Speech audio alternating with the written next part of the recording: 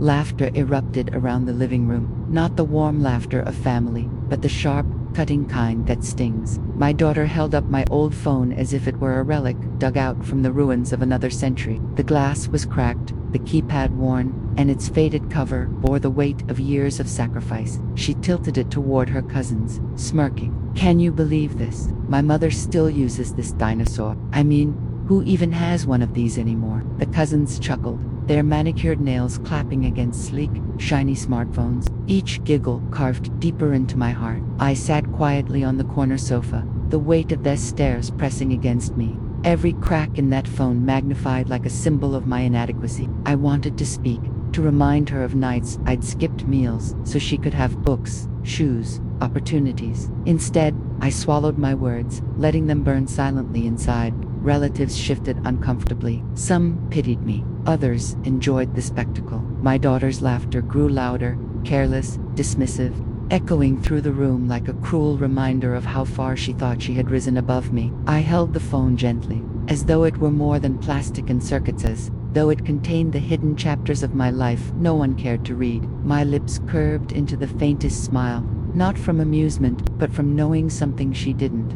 For all her arrogance, she had no idea who I had spoken to on this very device just yesterday. She thought it was a symbol of shame. She would soon learn it was a key. I lowered my eyes, silent, humiliated on the surface. Inside, though, my silence was not weakness, it was patience. Because what she mocked today would be the very thing to silence her laughter tomorrow. The days that followed were not much different, though they carried the same bitter flavor. My daughter had grown used to seeing me as a relic, someone clinging to outdated ways. At first, I thought it was the restlessness of youth, the hunger to be modern, to belong in the glittering world her peers showed off on social media. But over time, her small dismissals grew sharper, cutting into me in ways she never realized. When her friends visited, she would rush ahead, pulling them toward her room before I could greet them. If I happened to be in the living room, she introduced me hurriedly. "That's my mom," as if my presence embarrassed her. I would smile, offering tea or snacks, but she brushed me aside. "Don't trouble yourself, Mom. We'll order something online." She laughed at the way I tied my scarf, at the way I spoke to shopkeepers with gentle courtesy, at the way I saved plastic bags to reuse them. "You're so old-fashioned," she muttered, sometimes loud enough for the cousins to hear, who would snicker and nod in agreement. One evening, when I reminded her not to waste food, she rolled her eyes. "Mom, this isn't the 90s. Relax. We don't need to count every grain of rice anymore." Her words pierced me, not because of their cruelty, but because they erased the nights I had skipped my own share to make sure her plate was full. At family gatherings, she compared me to her aunties who flaunted jewelry, expensive handbags, and brand new phones. "See, Mom, that's how a respectable woman presents herself. You don't even try." The relatives would glance at me awkwardly, some nodding with concealed smiles, others avoiding eye contact. I said nothing. I never shouted, never defended myself. My silence wasn't weakness, it was a shield, because I remembered the truth. Every wrinkle on my face, every callus on my hand was the price I had paid to give her the life she flaunted now. At night, when she scrolled through her glowing phone, laughing at videos and chatting with her friends, I sat quietly in the corner, cradling my battered device. She saw only its cracks, not the voice on the other end, the one who respected me,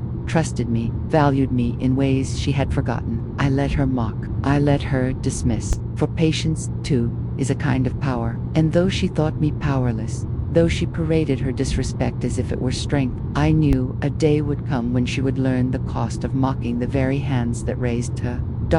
The wedding season arrived like a storm of colors and obligations. Relatives flocked together, dressed in silks and shimmering suits, their laughter echoing through banquet halls. For many, it was a time of joy. For me, it was a mirror reflecting the widening gulf between my daughter and me. She glided among her cousins with ease, her laughter louder than mine could ever be, her head held high as though she had fully detached from the roots that bound her. When I walked beside her, she drifted away, clinging instead to her flashy cousins who flaunted the newest gadgets and luxury bags. They posed for selfies, their sleek phones raised like trophies, capturing smiles that held no place for me. "Mom, just stay over there," she whispered once, embarrassed when I tried to join a group photo. "You don't match the vibe."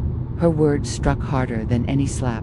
Conversation swirled around inheritance, property divisions, and who deserved more from the elders. My daughter listened intently, her eyes gleaming with the same hunger her cousins displayed, as if wealth alone could define respect. When I tried to remind her of family values of honesty, humility, and gratitude, she brushed me off. That's outdated thinking, Mom. These days, power is everything.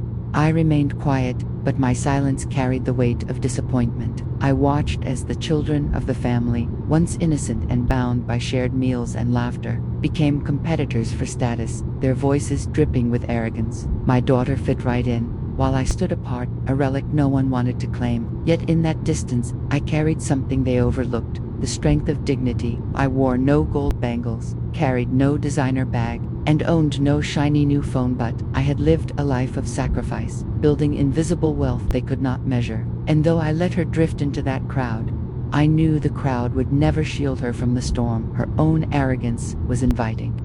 The wedding hall glimmered with gold drapes, chandeliers raining light across the guests, and music pulsing faintly beneath conversations. Plates clattered, laughter rose, and people drifted in clusters, their phones lifted high for endless photos. In the center of it all stood my daughter, glowing with confidence, her silk dress catching every flicker of light. I sat at a table near the edge, my old phone resting beside my plate like an uninvited guest. Its screen was cracked, its paint chipped. I had carried it for years, long enough for it to bear witness to sacrifices no one else remembered. Suddenly, her voice cut through the music. "Mom," she called, loud enough for everyone nearby to hear. "Please tell me you didn't actually bring that thing here." She pointed at my phone, her cousins already snickering, heads turned. Some guests chuckled, others whispered. She picked it up between two fingers, holding it aloft as if it were diseased. "Everyone, look at this museum piece. My mom still uses it. Can you believe it?" The laughter spread like fire across dry grass. One cousin snapped a photo. Another joked about donating it to a museum. Their voices blurred together, but the sting of my daughter's laughter rang clearest. I felt every eye on me, some filled with pity, others with ridicule. My dignity bent beneath the weight of their mockery. Yet I sat still, hands folded calmly in my lap. Outwardly, I bore the shame. Inwardly, I held something far heavier, far stronger. My daughter waved the phone in the air. "Mom, at least pretend to live in this century. You're embarrassing me." Her words sliced through me, not because they were untrue in their surface sense, but because she had no idea what this battered phone truly meant. She only saw cracks and outdated buttons. She did not see the numbers stored within it, nor the voices that had echoed through its speaker, the kind of voices her glamorous cousins would give anything to reach. I reached out quietly, taking it back from her hand. My touch was gentle, almost reverent, as though she had mocked not just a device, but a piece of my soul. The relatives smirked, some shaking their heads at my silence, but as I tucked the phone safely back into my shawl, my eyes lifted to meet hers. Just for a moment, my gaze lingered with something she could not yet name. It wasn't weakness, it wasn't shame. It was the quiet fire of someone who knew what others didn't have, someone who held cards hidden close, waiting for the right moment to play them. She thought she had humiliated me in front of the world. She had no idea this same phone would one day silence her laughter. The wedding feast continued, plates clinking and music rising, when a sudden vibration rattled against my palm. My old phone lit up, its cracked screen glowing faintly in the golden hall. I pressed it close, shielding it from curious eyes. My daughter rolled hers. "Oh please, who even calls on that antique? Probably some spammer asking you to upgrade." Her cousins snickered, sipping their drinks, but when I answered, the laughter around me blurred into silence. A deep, respectful voice greeted me. "Madam, everything is prepared as you requested. The documents will be finalized tomorrow. Should I arrange the driver to bring them to you personally?" I lowered my voice, calm, steady. "Yes, ensure all parties are present, no delays." The words were ordinary, yet heavy with implication. My daughter froze mid-laugh, her smile faltering. Who was that?" she demanded, trying to sound casual. I slipped the phone back into my shawl. "Just someone who listens when I speak." Her cousins exchanged curious glances. "What kind of documents? Driver? Parties?" one of them whispered. Suspicion prickled across their faces, but arrogance wrapped them quickly again. My daughter smirked, masking unease. "Don't tell me you're acting important now, Mom. Honestly, it's embarrassing. You can barely send a text on that thing, let alone handle business deals." Yet I caught the flicker in her eyes, the the way doubt gnawed at her certainty. She had always imagined me as powerless, clinging to scraps of relevance. The idea that behind my silence lay something greater unsettled her. I sipped water, steady, letting her stew in confusion. Around us, the wedding lights shimmered brighter, laughter rising again, but the atmosphere between us had shifted. For the first time, her arrogance carried a tremor. Another message buzzed on my phone. A name flashed briefly before I covered it with my hand. One her cousins would recognize instantly if they saw, a name tied to influence, wealth, and decisions far beyond their glittering handbags. I excused myself politely and stepped aside to reply. My daughter's eyes followed, sharp, restless, suspicion blooming stronger. Yet she clung to her pride, still convinced that her world was brighter, stronger, more powerful than mine. She didn't know yet, but the phone she mocked was about to redraw every line she thought she understood. Later that evening, when the music softened and guests drifted into smaller groups, my phone buzzed again. I excused myself quietly, stepping into the corridor outside the hall. The chandeliers above glowed pale, casting long shadows against the marble floor. "Madam," the voice on the line said, calm and precise, "the lawyer has prepared the drafts. He'll personally come tomorrow morning for your signature. The property transfer is straightforward. Everything will be under your control once finalized." I nodded, speaking softly. "Good. And make sure the trustees are informed. This family must know that promises are kept, unbeknownst to me." My daughter had followed, curiosity burning hotter than her pride. She lingered just beyond the corner, her ears catching every word, her face drained of arrogance as the meaning sank in. Property transfer, trustees, my control, I continued, unaware of her presence. Another call followed quickly, this time from a familiar voice, warm with respect. "Sister, it is because of you I stand where I do. That loan you gave me years ago saved my business. Now, as I promised, the returns are yours. The check is ready. My driver will bring it personally. I owe you my life."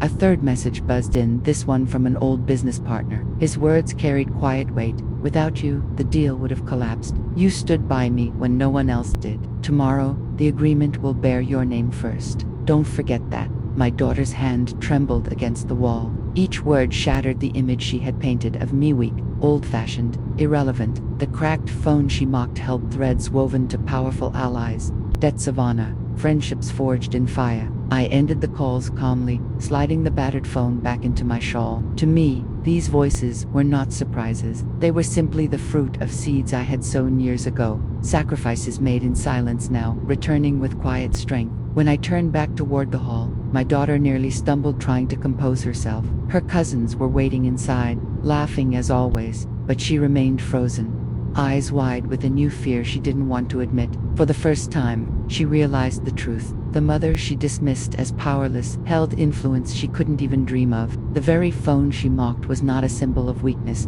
It was the key to a hidden empire of respect and loyalty. And though she tried to smirk when I walked past, the cracks in her confidence were already showing. The ride home from the wedding was heavy with silence. My daughter sat stiffly beside me, her arms folded tight, her lips pressed into a thin line. Finally, as the streetlights flickered through the car windows, she burst out. "So all this time, you've been pretending, acting like you're poor, like you can't afford anything better. Why would you humiliate me like that, Mom?" Her voice trembled with anger, but beneath it I heard fear. The fear of a daughter who suddenly realized she didn't know her own mother. I looked at her calmly. "Pretending? No, child. I wasn't pretending. I was sacrificing." She frowned, shaking her head. "Sacrificing what? You could have bought a new phone years ago. You could have looked respectable. Instead, you made me the laughingstock." The memories rose sharp and clear, as though etched into my skin. "Do you remember the gold bangles your grandmother gave me? I sold them so you could study abroad for a year. Do you remember the necklace you loved as a child? That was gone, too, turned into school fees. Every time I held onto this old phone, it wasn't because I couldn't replace it. It was because I chose your future over my comfort." Her eyes widened, but I pressed on, my voice steady. "You mocked me for saving coins, for reusing bags, for wearing the same shoes until they wore thin. But every rupee I spared was a brick in the foundation of the life you live so proudly today." She fell silent, her arrogance flickering like a candle in the wind. "You think wealth is measured by shiny gadgets and handbags," I said softly. "But true wealth is measured by what you give up so another can rise. And in that, my child, I am richer than you can imagine." her face twisted, torn between shame and stubborn pride. She wanted to argue, but the truth had already begun to weigh heavier than her excuses.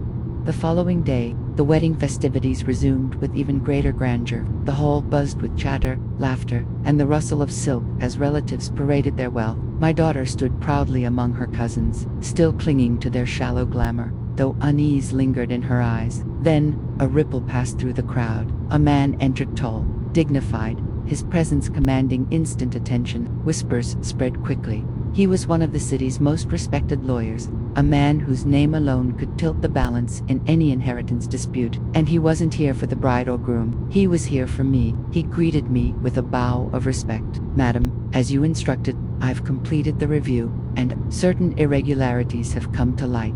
The hall quieted. Guests leaned in, hungry for scandal. He opened a folder, revealing documents that exposed how two of the cousins had manipulated accounts, siphoning money meant for the family trust. Gasps broke out. The cousins stammered, their painted smiles crumbling. "That's a misunderstanding," one began, but the lawyer's firm voice cut him off. "The records are clear. If not for Madam's intervention, the losses would have been far greater." All eyes turned toward me. The same relatives who had laughed at my old phone now looked at me with awe, some even with shame. Respect shifted like a tide, rushing back to where it had always belonged. My daughter froze, her face pale. She had stood with those very cousins, mocking me, dismissing me. Now, in front of everyone, the truth gleamed brighter than their jewelry.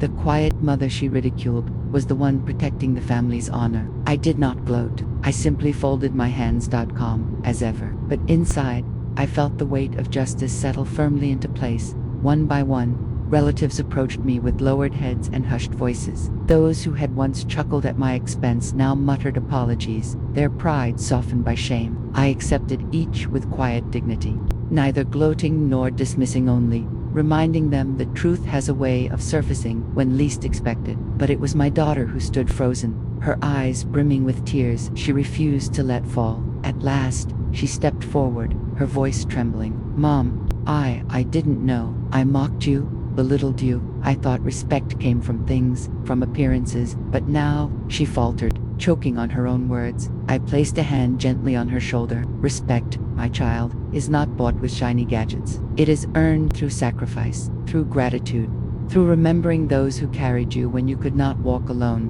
True wealth is not in what you hold, it is in what you give." The hall fell silent, every guest listening. My daughter's tears slipped freely now, her arrogance crumbling into humility. She bowed her head. "Forgive me, Mom, I was blind." I drew her into my arms, holding her close. "The world will laugh and praise in equal measure, but never let their noise make you forget who stood behind you in silence." Around us, relatives nodded, some wiping their eyes. Justice had been served not through anger or revenge, but through the quiet power of truth. The wedding festivities resumed, but something had shifted forever. Where once whispers and laughter had stung like hidden daggers, now warm glances and respectful nods surrounded me. Yet none of it mattered more than the way my daughter held my hand, almost afraid to let go, as if she feared losing not just me, but the truth she had nearly thrown away. In the days that followed, she began to change. Small gestures at first, bringing me tea without being asked, walking beside me instead of ahead, introducing me proudly to her friends rather than hiding me in the background. Each act was her quiet confession, her way of stitching together the wounds she had caused. And though healing does not come overnight, I saw in her eyes the sincerity of a daughter learning humility. One evening, she sat across from me, staring at the little old phone resting on the table. "I used to hate that thing," she admitted with a shy smile. "But now, I think it's the most beautiful phone in the world." I chuckled softly. "It isn't the phone, my dear. It's what it carries: memories, sacrifices, and connections built with trust, not trends. These buttons may be worn, but they hold stories no touchscreen could ever hold." That phone, once mocked as a relic, became a symbol in our home. Whenever pride threatened to creep back into her heart, she would glance at it, reminding herself that not everything of value glitters. Sometimes, the most unassuming things hold the deepest strength. The moral of our story is simple, yet timeless. Appearances deceive. The glitter of the new often blinds us to the gold hidden in the old, and those who dismiss the wisdom of their elders often learn too late that the very foundation of their success rests upon the sacrifices of the ones they disregarded. As for my daughter, her journey of humility had only begun. Respect is not a single apology or a tearful embrace, it is a lifelong practice, a daily act of gratitude, and I knew she had finally understood. The quiet strength of a mother is not weakness, but the greatest power of all. And so, the story closes not with revenge or bitterness, but with restoration. A daughter who once mocked, now reveres, and a mother who once endured in silence, now stands honored. And on the shelf between us rests a small, weathered phone, a reminder that real connections, unlike shiny devices, never go out of style.